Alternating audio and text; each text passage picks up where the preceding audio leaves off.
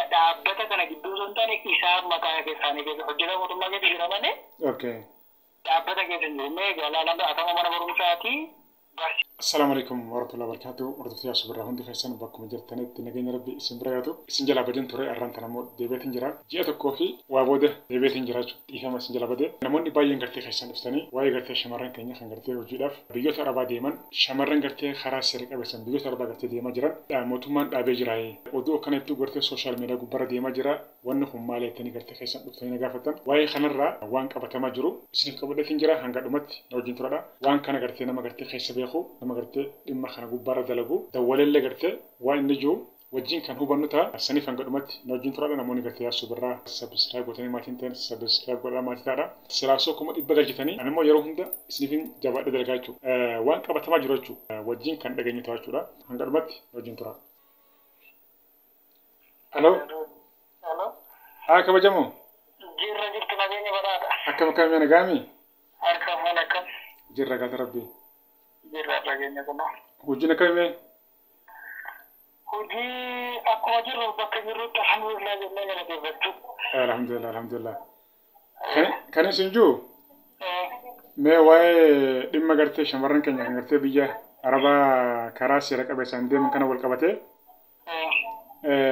sooshaal miidiyaa gubbaarra namoonni baay'een gartee keessaan dhufaniitis mootummaan gartee shamarran karaa seera qabeessaan biyyoota arabaa ofuu dhaabsee jira. Siyoosiin immoo maali? Siyoosii illee gartee dhaabbatee jira waan jedhamu jira. Ati immoo waa'ee siyoosii wal qabatee dhimma kana gubbaarra waan hojjettu jecha mee waan qabatamaa jiru uummata keenyaaf mee gartee takka lamatti adda baasimee waa'ee siyoosii wal qabatee jechuudha. Siyoosii yoo hin qabaanne nama tokko biyya arabaa deemuu hin danda'u jechuudha. Sun beekamaadha miree? Sun beekamaadha. Tola jedhifama. Okay, tola.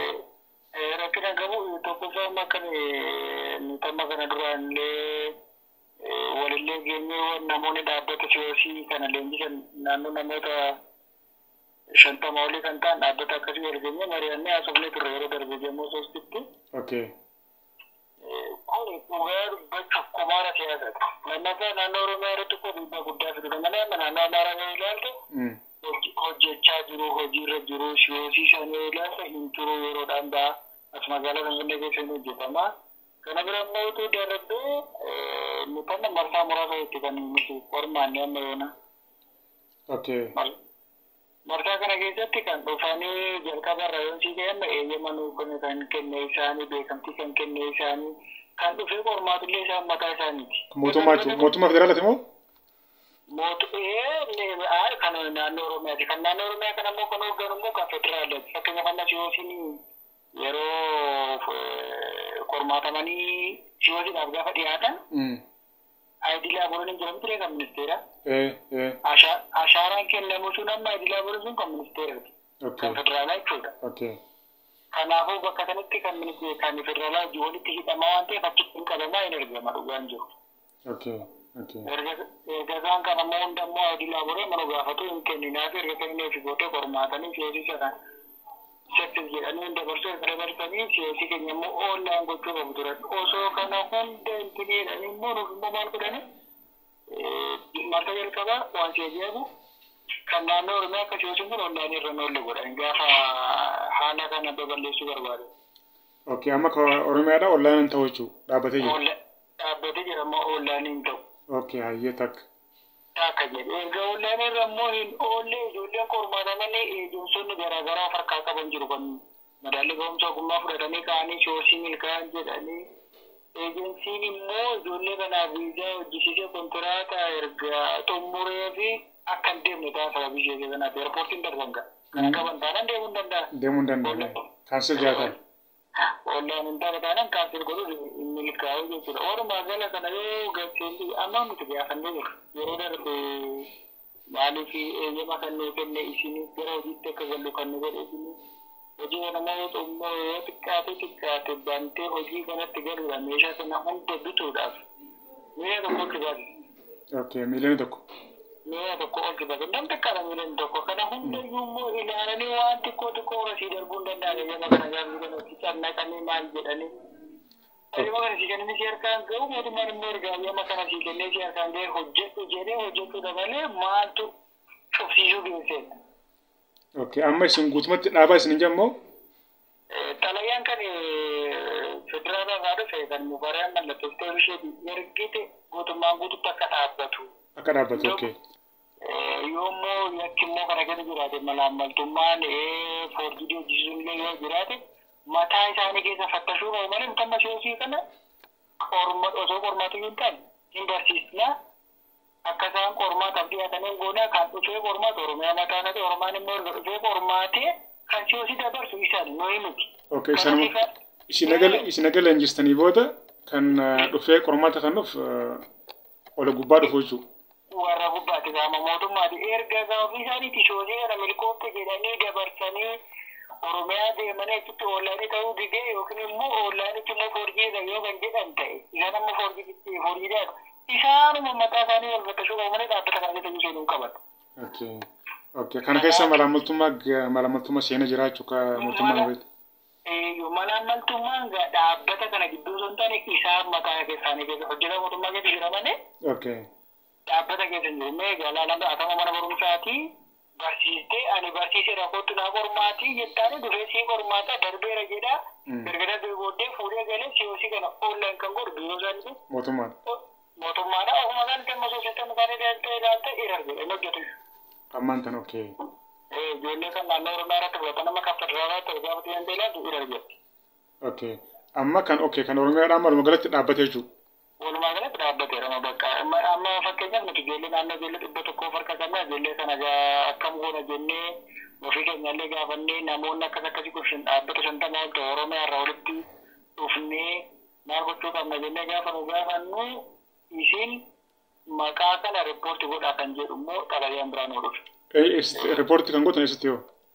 Riippoortii kan goonu immoo jalqaba duraan Oromiyaa tuttureetaa ragamitti dabarsina karaa telegiraamii. Eshi ammoo? Amma garuu butaa ragamaa maal jedhaa kutaa magaalaa naannoo keessatti jiru waajjira carraa hojii uumutti dabarsaadha. Waajjira carraa hojii uumutti immoo gaafatti dabarsitu waan hin beekne lallaaqu. Aangoo akka waan barbaada Oromiyaa kan caala qabanitti isaan kun immoo jannabuu barbaadu. Nama guyyaa meeqa barsiistee akkamitti barsiistee maal ta'ee maa asiin ba'ee achiin bu'e kana kan isaan gaafatan gama boota raganyaarraa galgala kana daawwallee gaafa gaafannu kana maal isaan galchee nuti liistii isin barsiisan qofa akka isaan nu dabarsan barbaadne. Okay. Isaan kun immoo waan laaqachuun dandeenyaa dhugaa dubbachuuf garuu kun ofumaara siyaasaa yoo malee hojii fi miti. Namni tokko immoo mootummaan immoo waajjirri cuunaa ilaalumeeti jiru waajjira hojii carraa uumuu jedha. Haala kanaan immoo carraa uuman jechuun namni tokko dhaabbanni kun gaafa dhaabbatu nama 8tiif hojii uumu. Har'a dhaabbanni kun cufame taa'ee erga ta'e nama 8tiif immoo hojiin irratti cufame jechuudha. Egaa dhaabbanni kun jechuun dhaabbanni tokko 8 qaba tokko 8 qaba isin dhaabbata walii gala nama hedduu nuuf fakkaata. Nama hedduu dhibban gahu. Aan caalu nuti mormaa dhaabbanni kun akka nuti yeroo darbe haasofnee walitti maabara qindeessa jedhee naannoo dhaabbata 109 oliiti jechuudha Oromiyaatti iyyuu. Okay. Isaan kun iyyuu walitti dhufanii nama kana mee ilaale gaatu lakkaadha. Nama 8 namni kun marti hojii dhaabe jechuun nuti immoo amma keessatti turuuf hojii kana immoo mana kiraa fuunee naannoo 100 fuudhanii mana kiraa kun hojiin itti bu'aan hojjetame jedhamu jiru marsaa lama qofa qormaannee marsaa sadaffaarra jiru. Reefu nuu kennan informationii kanallee yoo qabaatan illee fakkii hojii kana dhaabi yoo kan jedhan ta'e al tokko dhaabi jiru. Seera akkasii hin jiru. Akeekkachiisii kennama yoo jirra hin jiraanne seera kabajuun hojjettu yoo ta'e akeekkachiisii kenname wanta guutuu qabdu guutee meeshaan kee hir'uu yoo ta'e haalli itti barsiistu hir'uu yoo ta'e akeekkachiisii kennamee ka'anii sana booda gara ofiisaatti deemamu. Malee al tokko dhaabbata kana kan Oromiyaa guutuu cufaa jechuun gonkumaara siyaasaati. Osoo kan biyya guutuu ta'e rakkina hin qabu. Amma maqaa dabarsaadha jan kana maqaa kana dabarsaadha janii kana booda dhaabaa jammoo maalirre kana maal dabarsaa?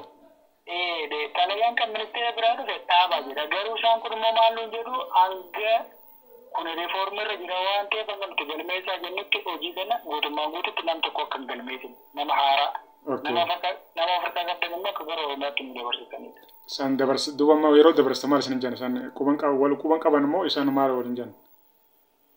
Isaanumti yoo walirraa hin fudhatan yaada isaaniiyyuu. Isaan kun amma maal wal bira dhaabbannee barbiraa fi boottaarra kan gaafa jennu gaafa dhuganii maqaa isaanii qofa waan isaan sinitti kennan liitii isaan dabarsaa. Isaan kun immoo guyyaa meeqa barsiiste sa'aatii 158 guuteera ta'ee guyyaa 23 guutee tokko guuteera maal siin jedhu nuti kana yoo barbaadan dhufanii dhaabbaticha achitti qorachuu danda'u malee kana barsiisneerra akka barsiisne immoo ragaa ni qabna ijoolleen nu harka jiru bitamna arga gaafa guyyaa tokko jee 8ffaa qormaata masaa jalqabaa kennu ragaa guyyaa meeqa qora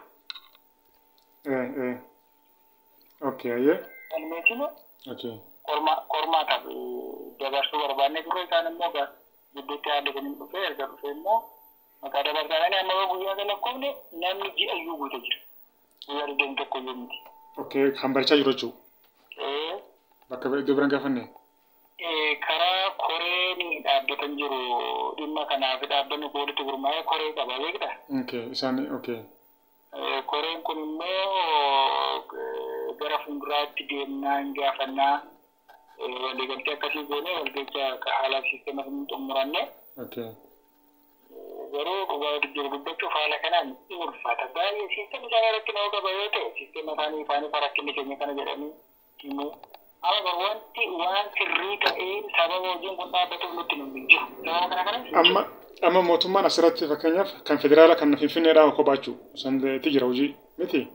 Itti jira Finfinneen moodaan hojjechaa jiru Amaaraa Kililiyoodhaan hojjechaa jiru. Okay. Namoonni tokko mootummaan gartee dhaabbata mataa isaati kan mootummaadhaa banee itti leenjisuudhaaf yaada qabaa yookaan immoo kana gartee waan jamu jira waan kana. Xalayaa sana irratti hin jedha. Dhaabbanni daalataa dhugaa dubbachuuf immoo kana dura ijoollee gara Arabaa deemanii hojjechuu barbaadaniif kan inni nam tokko barsiisee milkeessee hojiitti baasan jiru. Kan mootummaadhaa jechuudha dhaabbanni mootummaadhaa.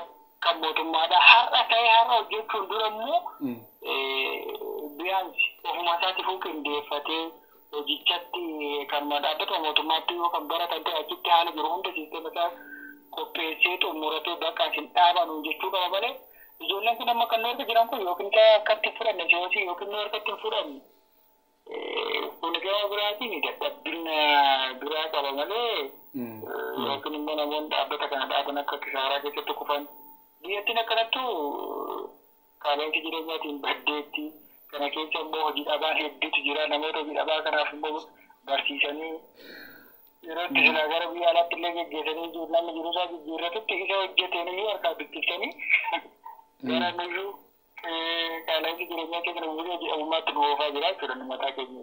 Abshiramaati gara hidhatti nu darbiniiti. Dhuma sidhaa hojjumaa laallaa garuu ijoolleen karaa seera qabeessaan deemsa ittuma jiranii beektaa. Amma garuu asirratti namoonni baay'een garuu rakkataa jira maaliif torbee mee gartee kan wacii baasee gartee as jiru jira. Siyoosii barachaa kan jiran gartee hammaan tana irratti dhaabbatee jechuudha. Kunniin gartee nama yaachisaa nyaataa fi dhugaatiin gartee wacii baay'eedha jechuudha. Ji'a tokko gartee bakka takka teessee barachuun waan salphaadha miti. Waan salphaadha miti. Saniif hundaafuu mee furmaanni maal attamee isin akka dhaabbata keessanitti furmaanni maal attamee ergaa qabdu dabarsine. Akka keessatti furmaanni jira jedhee kan yaadu tokkocha dhaabbata kana qofaaf yaaduu osoo hin taane uummata kanaaf fakkeenyaaf amma akkaataa jettee namoonni dhufanii asumaan algaa qabatanii isaan kaan immoo asumaan bira ijoolleen ja'a mana bira jiru bira bilaa jiru amma torbee argamu. Isa kan keenya haa hafuuf. Dhaabbata kanaa namootuma kanaaf innumti yaadee nu bulleemmoo gidduutti akeekkachiisa kennanii ji'a lama ji'a tokko dhagaan baajjanni sanatti cufamutti. Akkasii. Cufa jechuun bakka yeroo baajjanni kun cufamutti kan keessatti cufamu qaba jedhee haala saniin osoo deemee ji'a lama ji'a sadii kennee sana booda ijoolleen ammaa kun rakkachaa jiru gana rakkatu amma rakkanna jedha. Gana rakkatu. Ganaadha haala kanaan bakka namni viizaan dhufeef jira arabni immoo dhugaatiin jedha akka keenyaa kanatti dadhaboota miti maaliif aktii taanee jechuu barbaadu waan jedhan kee duuba deebiin barbaadan akka baroota biyya keenya kana baroota isaa irraa eegamee gaafa dhaaban isaanii keeniyaa irraa hin fudhatu naayijeeriyaa irraa hin fudhatu baangilaadeeshii hindii filiipiin guutan kana ta'anii waan eeganii kan qaban jijjiiranii biyya biraa fudhachuu danda'u. Nuti baadhi irra gaxaantii dhabar irra gaxaantii gartee kafaltiin nuuf kafalamus baadhi irra gaxaantii bar irra xiqqaadha irra gaxaantii dhabar kan nama keenya kafalamu. silaamu mootummaan hundi tokko carraa kanatti iyyuu argamu iyyuu rabbii mana gargaaree hojjetanii karaa kanatti fayyadamnee ijoolleen kun deemanii hojjetanii jijjiiruu qabu jedha gunnaa keessaa ba'anii.